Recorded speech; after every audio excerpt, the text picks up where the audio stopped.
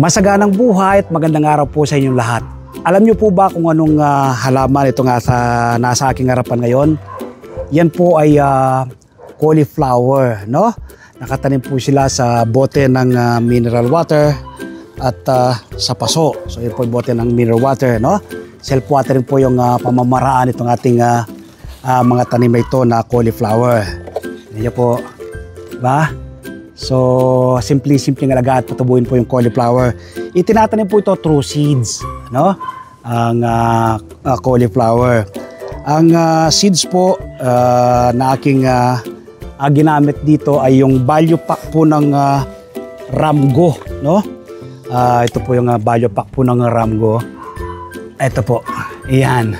So, value pack ng Ramgo, no? Sa value pack ng Ramgo, meron na kasing 5 halaman. So, yung mga halaman, cauliflower, carrots, bell pepper, cabbage at sugar fish. Saan po ba kayo makakabili ng seeds na yan? Ano? Meron po kayong mabibili niyan sa SM Supermarket, sa Shopwise, sa Ace Hardware, at sa mga plant nursery. No? Tapos ang pagtatanim naman po yan, mas maganda po ipunla nyo po muna. Kasi pinupunla ko po muna yan. Bali, taon-taon nagtatanim po ako sa mga bote lang po ng mineral water. Nung una, namatayan din po ako. Hindi ko siya na perfect. Ano? Pero hindi po ako sumuko. Ganun po kasi yung pagtatanim ng mga halaman. Ano? Continuous learning ka. No? Dapat wag kang susuko.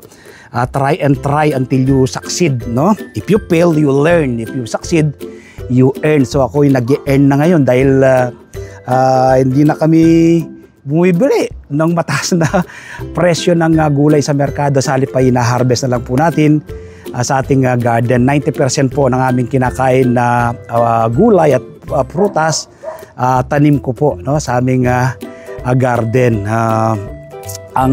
Sa pagpupunla naman ito, ang lupa na aking ginagamit ay 60% buwag ng lupa, 20% vermicast, another 20% ay coco peat, no?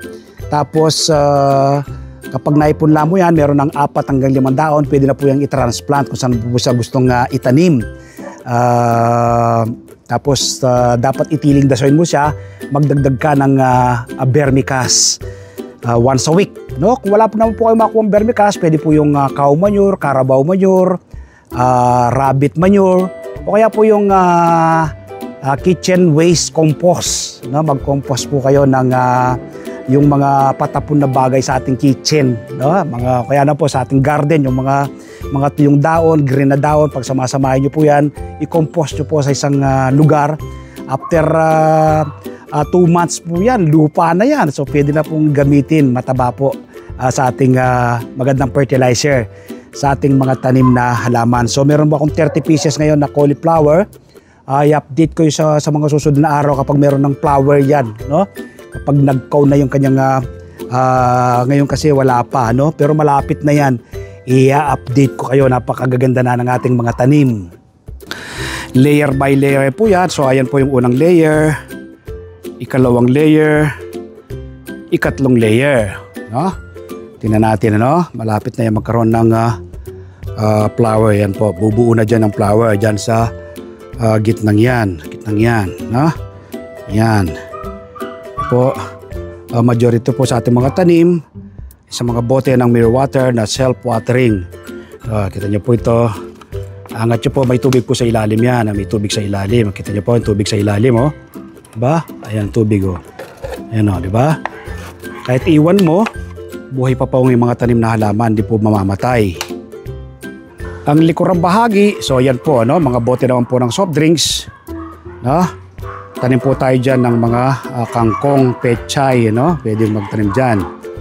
Yan. So magtanim din po kayo, no? Ng cauliflower.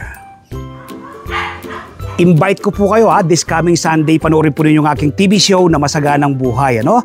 Napapanood po yan alas 7 hanggang alas 8 ng umaga sa 1PH, Signal TV, Channel 1 ng TV5. Napapanood po sa RPTV, YouTube at Facebook. Kapag araw naman po ng Martes, umaga po kayo ng kopya ng Filipino Star ngayon. Meron po akong column sa PSN at isinusulat ko sa aking column ang iba't ibang do-it-yourself tips at iba pang sekreto sa pagsasaka. Sa Facebook page, Facebook profile, TikTok, nagbabahagi rin po tayo ng kaalaman. At syempre, yung hindi pa po nakasubscribe sa aking YouTube channel ang Bagsak Reporter, mag-subscribe na po kayo, like and share. Click the bell button sa kanon, ma-inform po kayo kapag may mga bago akong video upload, video tutorial upang ma-share ko po sa inyo ang payaram na talento ng ating Panginoon. Bakit ka pa bibili kung pwede ka namang magtanim? Sobra-sobra po ito sa aming pangangailangan, kaya kapag gumarbest na ako nito, mag-a-announce ako sa aming GC, pamimigay ko po ito sa aming mga kapitbahay. Food security starts at home. Happy farming po. God bless. Bye-bye.